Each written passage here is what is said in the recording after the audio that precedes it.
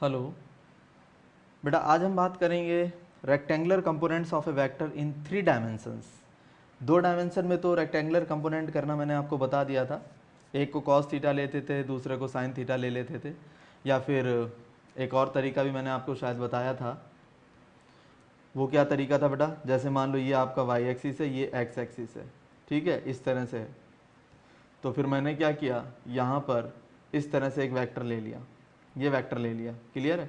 अब मैंने क्या किया, इस वेक्टर के कंपोनेंट कर दिए। एक तो इस तरफ आ गया रेड, और जो दूसरा है आपका वो चला गया ग्रीन, इस तरफ चला गया। क्लियर होगी बात? ये बातें मैंने आपको बताई थी। अब क्या करना है, ये मान लो आपका था क्या, वेक्टर ए का मॉड है, तो इस तरफ क्या आ जाएगा, ए कॉस थीटा, या ये थीटा है तो आप इसको मान लो ए एक्स मान लो। एक्स एक्सिस में इसका मैग्नीट्यूड कितना है, ए एक्स, और इधर मैंने लगा दिया आई कैप। तो ये तो ए का मैग्नीट्यूड हो गया एक्स एक्सिस की डायरेक्शन में। Magnitude of A, magnitude of A in the direction of, in the direction of x axis, direction of x axis. और ये जो आई कैप है ये इसकी डायरेक्शन है, जो आपका ए एक्स है उसकी डायरेक्शन है। इसी तरह से यहाँ पर आप क्या लिख सकते हो, यहाँ पर आप लिख सकते हो ए वाई इंटू जे कैप। लिख सकते हो कि नहीं लिख सकते हो? ये क्या हो जाएगा, ए वाई मैग्नीट्यूड हो जाएगा ए का वाई की डायरेक्शन में, और जे कैप उसकी डायरेक्शन हो जाएगी। यूनिट वेक्टर है, सिर्फ डायरेक्शन है, मैग्नीट्यूड इसका 1 है। तो इसका मतलब है जो ए था इसके 2 कंपोनेंट कर दिए, एक तो कर दिया ए एक्स और एक कर दिया ए वाई। ये जो ए एक्स था ये एक्स एक्सिस की डायरेक्शन में है, तो डायरेक्शन के लिए आई कैप यूज़ कर लिया एक्स एक्सिस में, और इसमें मैंने डायरेक्शन के लिए जे कैप यूज़ कर लिया वाई एक्सिस में। क्लियर होगी बात? इसका मतलब है ए के 2 कंपोनेंट होगा, तो इसको कैसे लिख सकते हो, आप लिख सकते हो A is equal to vector A is equal to A X I cap और plus A Y J cap. Clear है? ये शायद मैंने आपको बता भी दिया था, नहीं बताया तो अब देख लो बेटा, ठीक है। इसका मतलब है जैसे कि मान लो मेरे पास लिखा है vector A that is equal to 2i cap और प्लस 3j कैप। इसका मीनिंग क्या हुआ, जो वेक्टर ए है उसका एक्स एक्सिस में मैग्नीट्यूड कितना है, 2 है, और उसका वाई एक्सिस में मैग्नीट्यूड कितना है, 3 है। क्लियर होगी बात? अब मान लो लिखा है कहीं पर वेक्टर बी लिखा हुआ है, वेक्टर बी लिखा -2i कैप और -3j कैप लिखा है। इसका मतलब है इसका एक्स एक्सिस में, बी का एक्स एक्सिस में, निगेटिव एक्स एक्सिस में, किस एक्स एक्सिस में, निगेटिव एक्स एक्सिस में मैग्नीट्यूड कितना है, 2 है, और निगेटिव वाई एक्सिस में, मैं बात किसकी कर रहा हूँ, निगेटिव वाई एक्सिस में मैग्नीट्यूड कितना है, 3 है। क्लियर होगी बात कि नहीं हो गई? ये चीज़ ध्यान रखनी है। समझ आया कि नहीं आया? तो इसको अगर मैं वेक्टर फॉर्म में बनाऊंगा तो क्या आएगा, ये मेरा आ जाएगा, पहले तो मैं 2 चलूंगा इस तरफ एक्स एक्सिस में, और फिर 3 चलूंगा इस तरफ वाई एक्सिस में, तो जो मेरा वेक्टर आएगा वो ये होगा, ये मेरा वेक्टर आ जाएगा। क्लियर है? लेकिन अगर इसको मैं ड्रॉ करने की कोशिश करूंगा तो मैं माइनस एक्स एक्सिस में कितना चलूंगा, 2 चलूंगा, ठीक है, और माइनस वाई एक्सिस में कितना चलूंगा, 3 चलूंगा। तो ये मेरा वेक्टर आ जाएगा यहाँ से लेकर यहाँ तक, ये मेरा क्या आ जाएगा, ये मेरा वेक्टर बी आ जाएगा। क्लियर होगी बात? तो इसको वेक्टर फॉर्म में भी इस तरह से कन्वर्ट कर सकते हैं।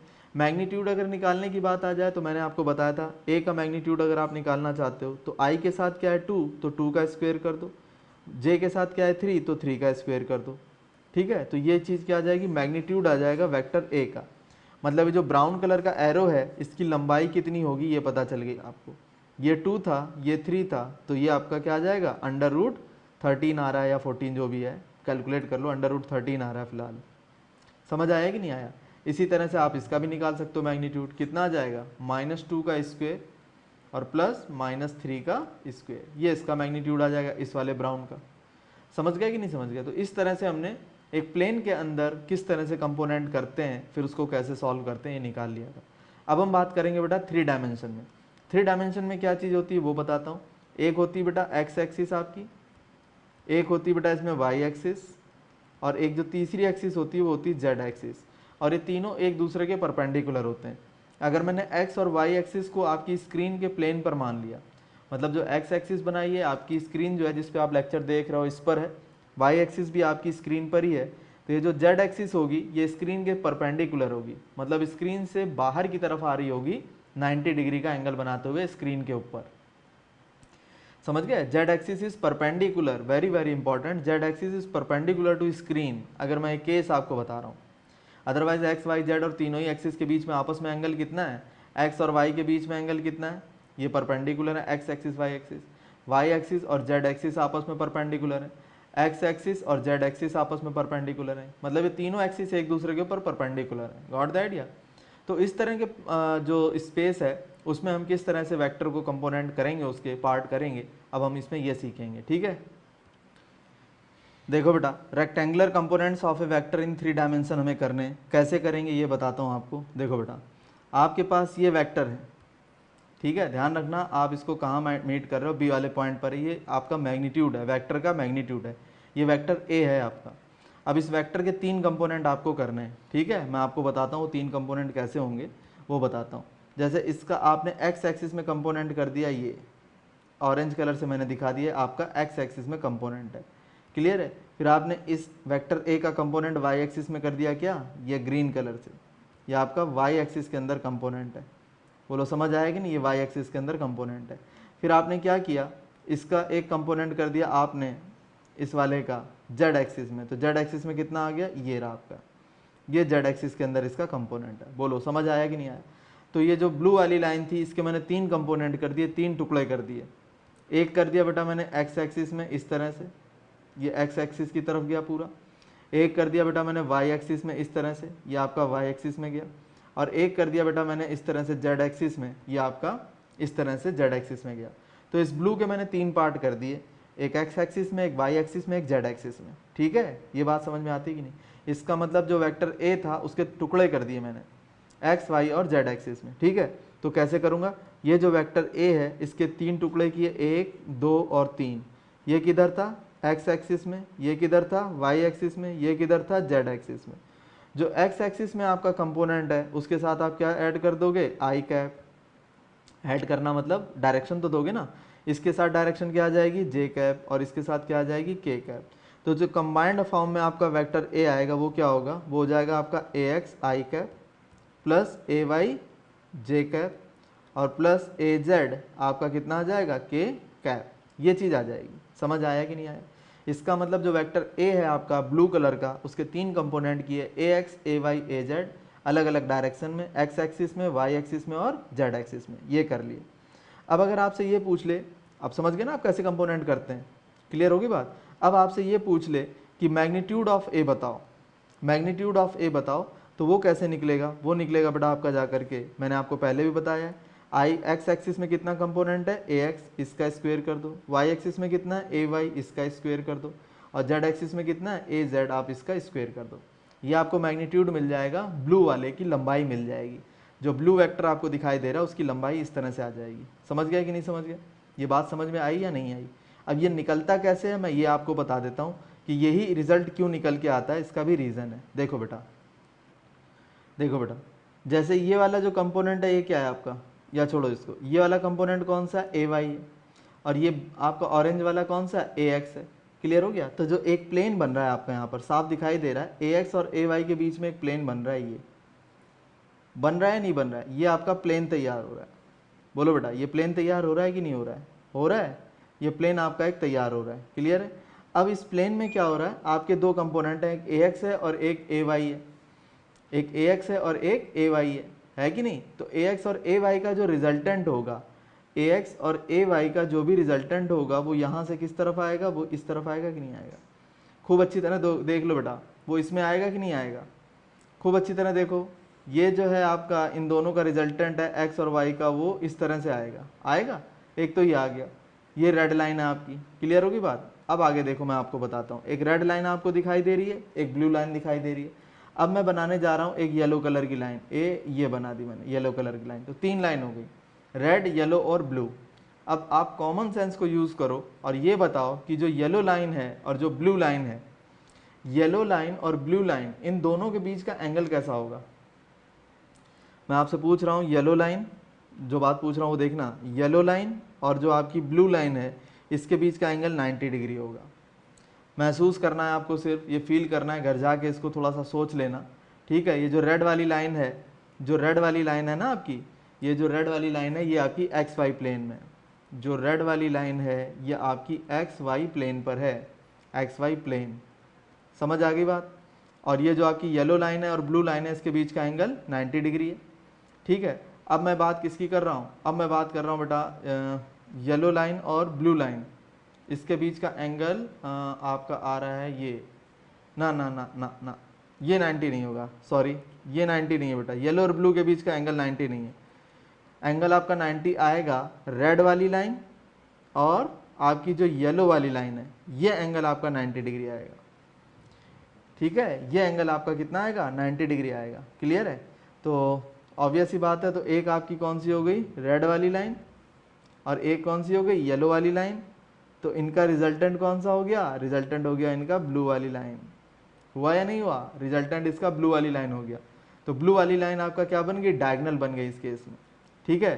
तो जो आपकी रेड लाइन है वो कब आई थी, रेड लाइन आई थी जब आपने ax और ay को सॉल्व किया था। तो रेड लाइन आई थी आपकी जाकर के ax स्क्वेयर और प्लस ay स्क्वेयर, क्लियर है।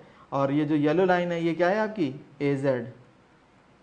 अब हमें आपकी ये ब्लू वाला ये डायगोनल चाहिए, तो पाइथागोरस अप्लाई कर दो। जैसे ही आप पाइथागोरस अप्लाई करोगे आंसर क्या आ जाएगा, ये आंसर आ जाएगा आपका जाकर के ax square plus ay square और प्लस az स्क्वेयर। यही चीज़ मैंने वहाँ पर भी आपको सॉल्व करके दी थी, क्लियर हो गया कि नहीं हो गया, ये बात समझ में आ गई। थोड़ा सा फील करने वाली बात है, कैसे आया मैंने वो बताया।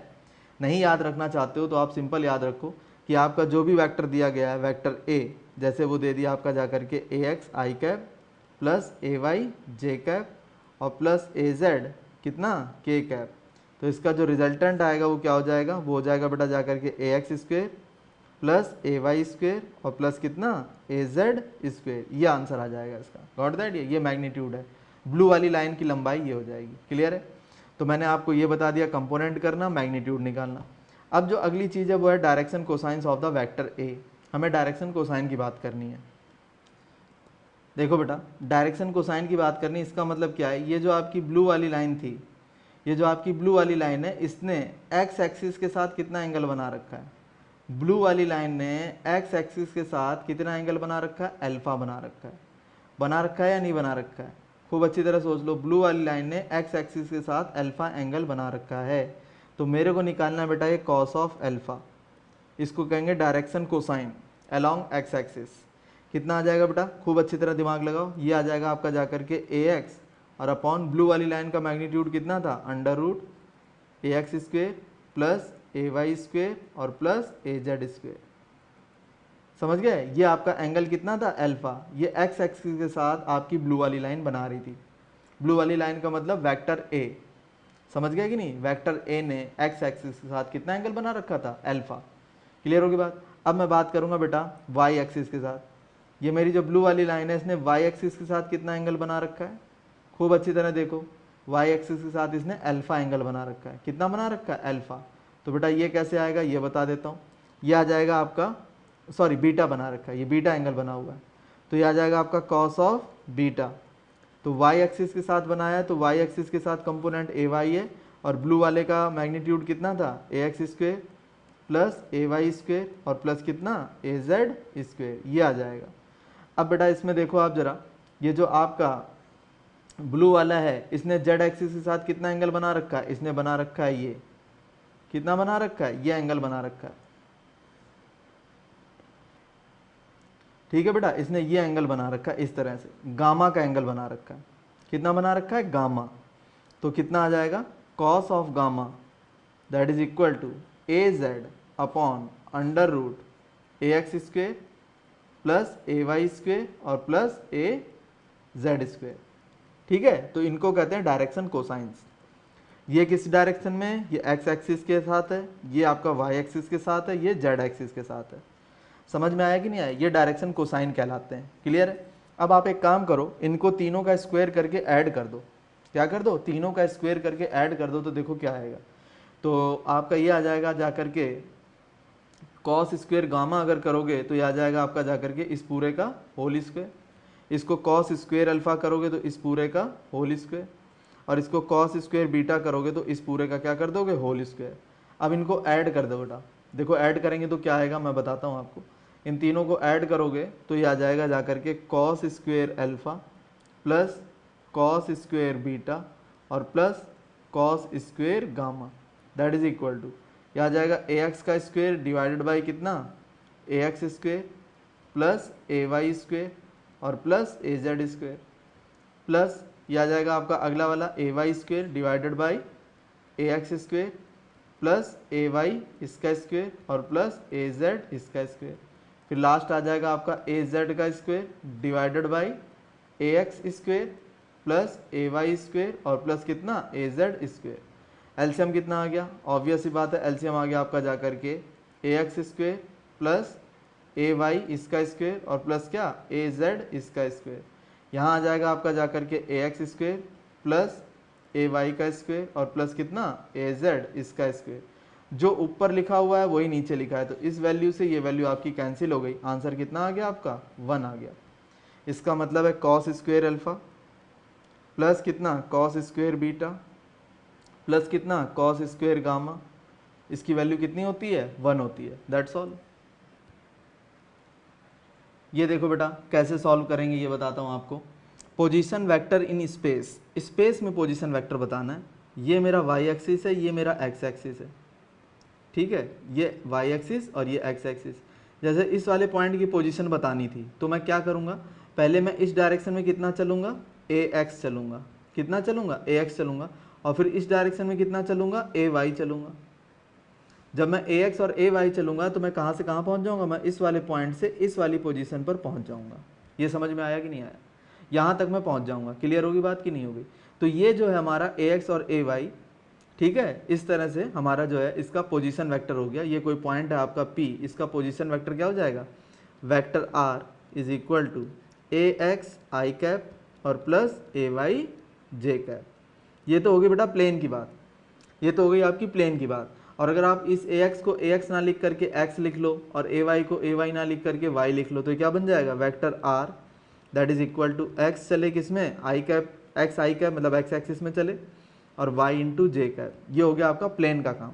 लेकिन अगर यही बात अब आप 3 डायमेंशन में करना शुरू कर दो, ठीक है, मतलब आपके पास z भी है, एक तीसरी यूनिट भी है आपके पास, तीसरी डायरेक्शन भी है दैट इज z डायरेक्शन, ठीक है, और ये p जो है 3D में आपका, यहाँ तक आप पहुँचना चाहते हो तो उसके लिए क्या करोगे, उसका पोजिशन वेक्टर कैसे निकालते हैं। उस केस में पोजिशन वेक्टर निकालते हैं बेटा, vector r that is equal to X I cap, मतलब उस पोजीशन P तक पहुंचने के लिए। अब वो 3D में, ये जो पॉइंट P है ये 3 डायमेंशन में है, तो x एक्सिस में x चले, y एक्सिस में y चले और z एक्सिस में z चले, तो हम जो है उस पोजीशन तक पहुंच जाएंगे, पॉइंट P तक पहुंच जाएंगे। क्लियर हो गया कि नहीं हो गया, ये चीज़ आ गई।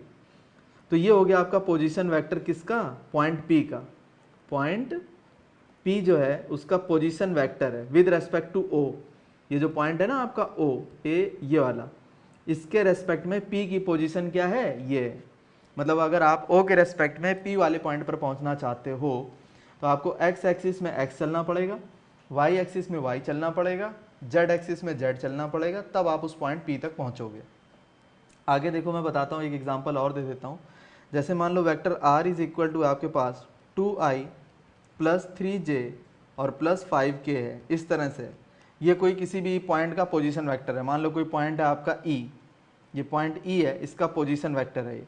तो इस पॉइंट E तक पहुंचने के लिए मुझे x एक्सिस में कितना चलना पड़ेगा 2, मुझे y एक्सिस में कितना चलना पड़ेगा 3, मुझे z एक्सिस में कितना चलना पड़ेगा 5, तब जा करके मैं उस पॉइंट E तक पहुंचूंगा। समझ आया कि नहीं आया। तो ये उस पॉइंट E का पोजीशन वेक्टर लिखा हुआ है। अब शायद आप ज़्यादा बेहतर समझ पाए होंगे। अब हम बात करेंगे बेटा डिस्प्लेसमेंट वेक्टर की। किसकी बात करेंगे, डिस्प्लेसमेंट वेक्टर की। तो डिस्प्लेसमेंट वेक्टर क्या चीज़ होती है, पहले मैं आपको ये समझा देता हूँ। देखो बेटा डिस्प्लेसमेंट वेक्टर क्या होता है मैं बताता हूँ इसमें आपको किस तरह से करना है। जैसे आपके पास 2 पोजीशन वेक्टर हैं, एक पोजीशन वेक्टर है आपके पास P, कौन सा है P के कोऑर्डिनेट क्या है x, y, z, और दूसरा जो पॉइंट है आपके पास है Q, उसके कोऑर्डिनेट क्या है x1, y1, z1, ठीक है। और आप कहाँ से कहाँ जा रहे हो, आप P से Q की तरफ जा रहे हो, ठीक है, P से Q जा रहे हो मतलब आप डिस्प्लेस हो रहे हो। आप कहाँ से कहाँ जा रहे हो बेटा, आप P से Q की तरफ बढ़ रहे हो। किधर बढ़ रहे हो, P से Q की तरफ। तो डिस्प्लेसमेंट आपका किधर हो गया, P से Q की तरफ हो गया डिस्प्लेसमेंट। तो ये आपको कैलकुलेट करना है, डिस्प्लेसमेंट वेक्टर निकालना है। आपको निकालना है वेक्टर PQ। तो कैसे निकलेगा बेटा ये वेक्टर PQ कैसे निकलेगा, वेक्टर PQ निकालने का मेथड है, तो मैं बताता हूँ आपको किस तरह से कैलकुलेट करेंगे।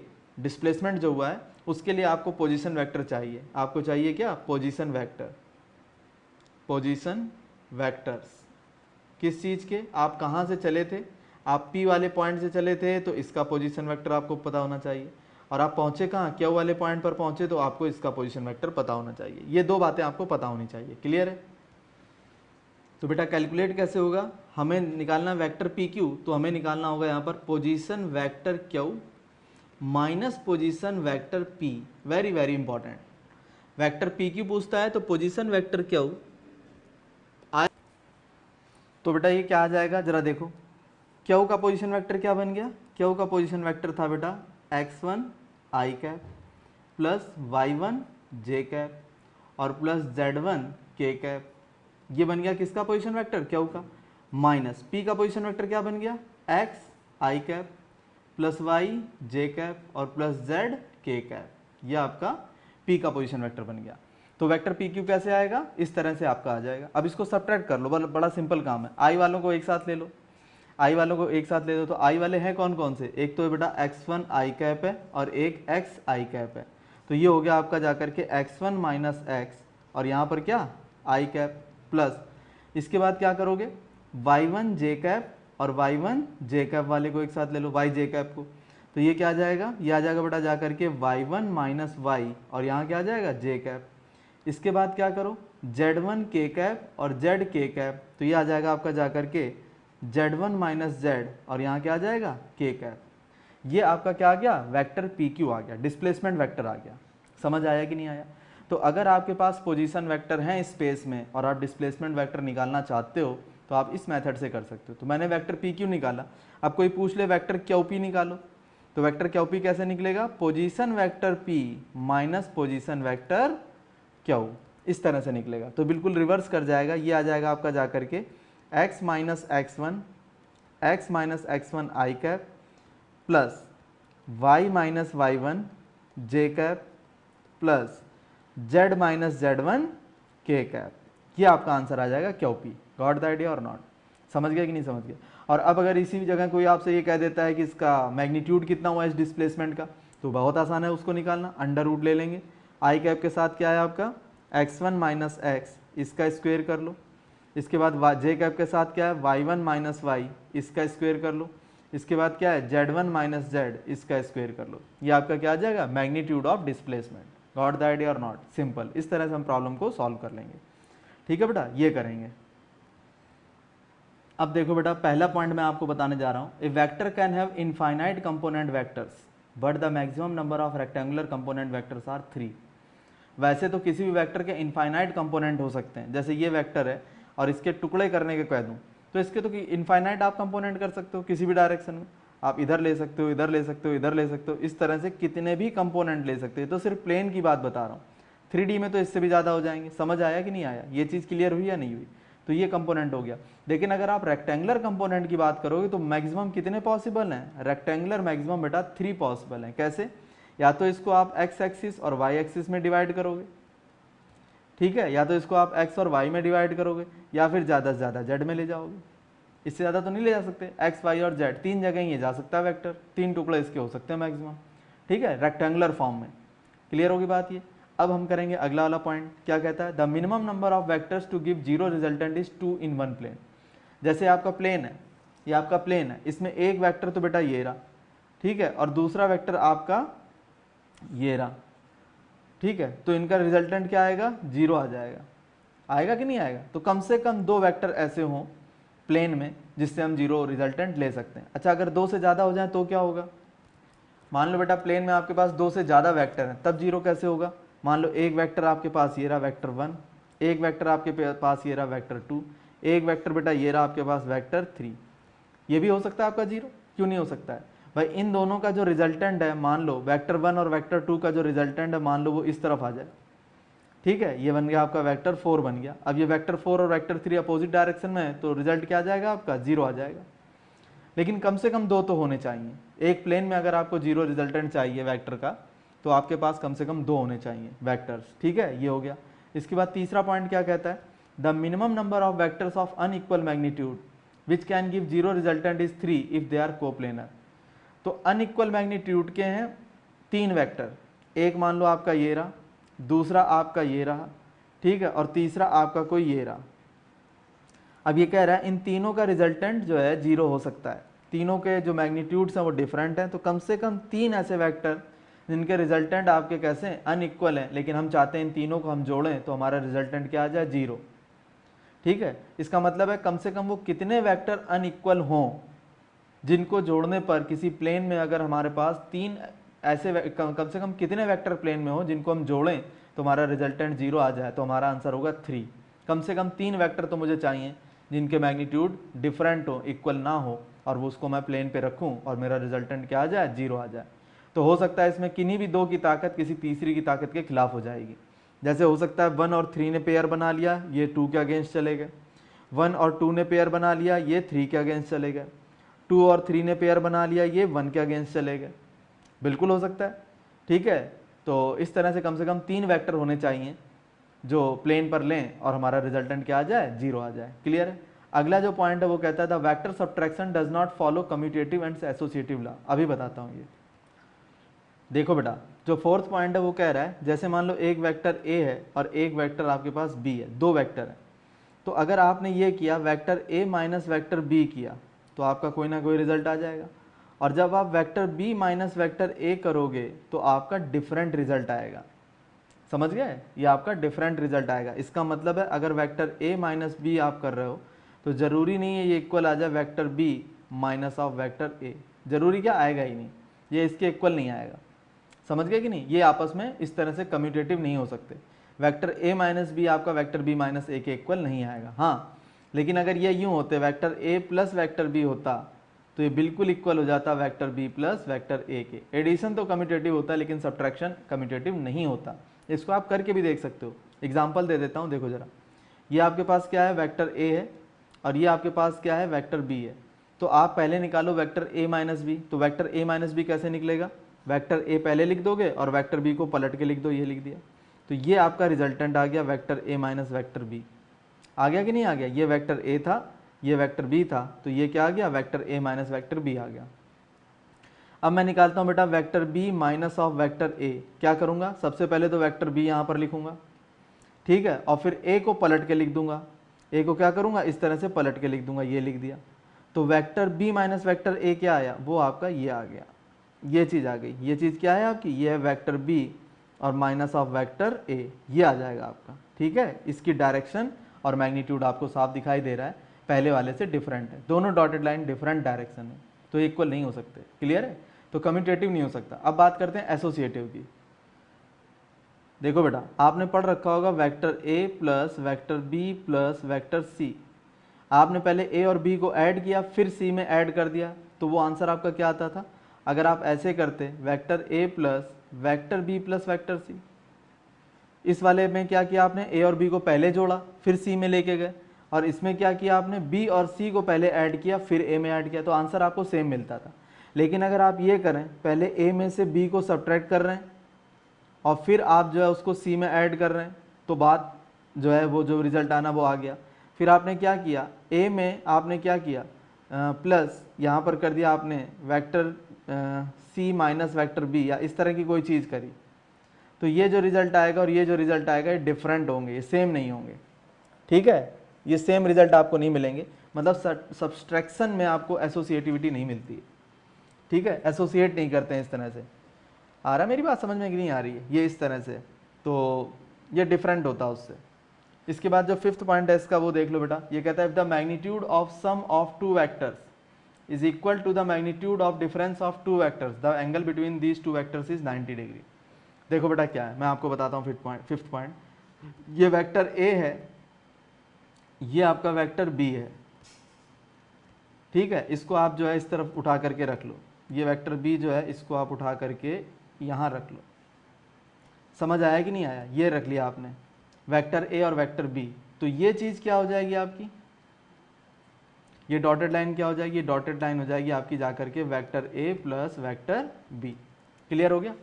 अब मैं क्या करूँगा, vector A minus vector B करना मुझे, तो वेक्टर ए तो मेरा ऐसे का ऐसा है, वेक्टर बी जो था उसको निगेटिव कर दो, ये आ गया आपका माइनस वेक्टर बी, कितना आ गया माइनस वेक्टर बी आ गया, ये आ गया। तो अब इसको जरा आप इस तरह से करो, ये आ गया, ठीक है। दोनों ही केस में इनके मैग्नीट्यूड इक्वल आ रहे हैं, मैग्नीट्यूड इक्वल आ रहे हैं, डायरेक्शन बदल जाए वो एक अलग चीज़ है, डायरेक्शन बदल जाए वो एक अलग चीज़ है, लेकिन अगर मैग्नीट्यूड इक्वल है इसका मतलब वो तो एक ही केस आपका पॉसिबल है, वो क्या है, ये 90 डिग्री होने चाहिए। कैसे होने चाहिए, 90 डिग्री, अदरवाइज मामला बदल जाएगा। अगर 90 डिग्री पर है तो जो वैल्यू आपकी vector A plus vector B की आई है वही वैल्यू आपको किसकी मिल जाएगी, vector A minus vector B की मिल जाएगी। गॉट द आइडिया और नॉट, समझ गया मेरी बात, ये चीज़ है। अगला जो पॉइंट है आपका, कह रहा है vector A plus vector B is equal to vector A minus B then V is a null vector. बिल्कुल ठीक है, अगर a प्लस बी आपका किसके इक्वल है, a माइनस बी के इक्वल है, a प्लस बी अगर a माइनस बी के इक्वल है तो जरा दिमाग लगाओ क्या होगा, आपका जो b है वो कैसा हो जाएगा, नल वेक्टर हो जाएगा। कैसा हो जाएगा, नल वेक्टर, मतलब इसकी कोई वैल्यू नहीं होगी, जीरो वेक्टर होगा ये। कैसे, ये बताता हूँ, देखो बेटा जरा दिमाग लगाओ, अगर वेक्टर b की कोई वैल्यू हुई तो a में से अगर b को सब्ट्रैक्ट करोगे तो आपका आंसर थोड़ा कम आएगा, ठीक है। और ये वैल्यू कुछ और दे देगा, इसमें तो इंक्रीज कर रहा है मैग्नीट्यूड लेकिन इसमें डिक्रीज कर जाएगा, तो दो डिफरेंट मैग्नीट्यूड आपको मिल जाएंगे, डायरेक्शन भी डिफरेंट हो जाएगी। इसलिए अगर इनको बराबर करना चाहते हो तो आपके पास सिर्फ एक ऑप्शन है कि आप बी को क्या बना दो, जीरो बना दो, बी को क्या बना दो, जीरो बना दो। अगर नहीं बनाना चाहते हो तो आप दूसरा काम कर लो, इस वेक्टर ए से ये वेक्टर ए कैंसिल हो गया, तो ये हो गया आपका जाकर के 2 times vector B that is equal to 0, तो vector B is equal to कितना आ जाएगा, 0 आ जाएगा, नल वेक्टर हो गया। ये क्लियर होगी बात। अगला पॉइंट देखो बेटा क्या कहता है, ये कहता है the component of a vector perpendicular to a vector are always 0। देखो बेटा आपके पास ये एक वेक्टर है, इसका कंपोनेंट जो इसके परपेंडिकुलर है, जरा दिमाग लगाओ, इसका जो कंपोनेंट है जो इसके परपेंडिकुलर है, तो इसके परपेंडिकुलर कंपोनेंट तो हो ही नहीं सकता। इसके परपेंडिकुलर कंपोनेंट क्या कर दोगे, परपेंडिकुलर कंपोनेंट का मतलब क्या होता है, प्रोजेक्शन होता है। क्या होता है, प्रोजेक्शन होता है बेटा, समझ गया कि नहीं। देखो बेटा मैं बताता हूँ आपको, जैसे ये एक वेक्टर है, ठीक है, आपने क्या किया, इसके कंपोनेंट करने, तो कंपोनेंट कैसे करोगे, इस तरह से कर दिए, मान लो आपने कंपोनेंट, ये एक्स एक्सिस है और ये आपकी वाई एक्सिस है, ठीक है। तो कंपोनेंट इसके कहाँ हो गए, एक तो ये हो गया इस डायरेक्शन में और एक हो गया आपका इस डायरेक्शन में, ठीक है, इस तरह से हो गया कि नहीं हो गया, देख लो अच्छी तरह से आप, इसके दो कंपोनेंट हो गए, एक तो ये आ गया और एक आपका ये आ गया, दो कंपोनेंट हुए या नहीं हुए, ये चीज़ हो गई। लेकिन अगर ये कहे कि इसके परपेंडिकुलर एक लाइन है, मतलब इस वेक्टर के परपेंडिकुलर एक लाइन है, इस पर इसका कंपोनेंट बताओ, तो वो तो बेटा 0 आएगा। वो क्या आएगा, 0 आएगा, 100% 0 आएगा, मतलब इसका कंपोनेंट इस डायरेक्शन में क्या होगा, 0। क्लियर है, कोई कंपोनेंट ही नहीं होगा, क्योंकि कंपोनेंट का मतलब होता है प्रोजेक्शन। प्रोजेक्शन का मतलब क्या होता है, जैसे आपने ऊपर से टॉर्च जलाई इस तरह से, तो इसकी परछाई आपको इतने हिस्से में दिखाई देगी, इस नीले वाले वेक्टर की परछाई आपको इतने हिस्से में दिखाई देगी। और अगर आपने इस तरफ से टॉर्च जलाई, आपने इस तरफ से टॉर्च जलाई है मान लो, तो इसका जो प्रोजेक्शन आएगा वो इस तरफ ये आएगा, इसकी परछाई कहाँ पड़ेगी, ये ग्रीन कलर, इतना परछाई होती है। अब जरा दिमाग लगाओ, अब ये कह रहा है कि इस तरफ इस डायरेक्शन में आप जो है टॉर्च को जला लो, तो क्या होगा, इसका प्रोजेक्शन जो होगा इस लाल वाली लाइन पर क्या होगा, सिर्फ एक पॉइंट ही तो होगा, ये पॉइंट ही तो मिलेगी, इसकी परछाई सिर्फ एक पॉइंट मिलेगी, इसका मतलब 0 मिलेगा। गॉट द आइडिया और नॉट, सिंपल है। अगला पॉइंट देखो बेटा, 8th पॉइंट क्या कहता है, ये कहता है vector can not be 0 if any of its component is not 0।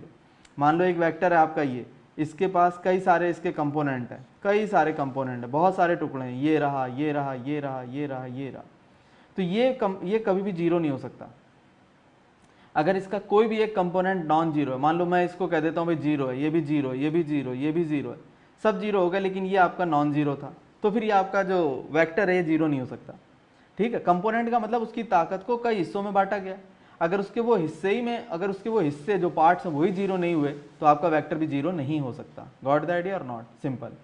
ये जो है बेटा, ये क्या कहता है, ये कह रहा है कि i plus J plus K makes an angle 54.74 degree with each of X Y Z axis. देखो बेटा, ये इक्वल एंगल बनाता है बेसिकली तीनों एक्सिस के साथ, i प्लस जे प्लस के जो है इक्वल एंगल बनाता है। इसको हम न्यूमेरिकल में कर लेंगे, वहाँ ज़्यादा आसानी के साथ समझ में आएगा। Got the idea, thank you.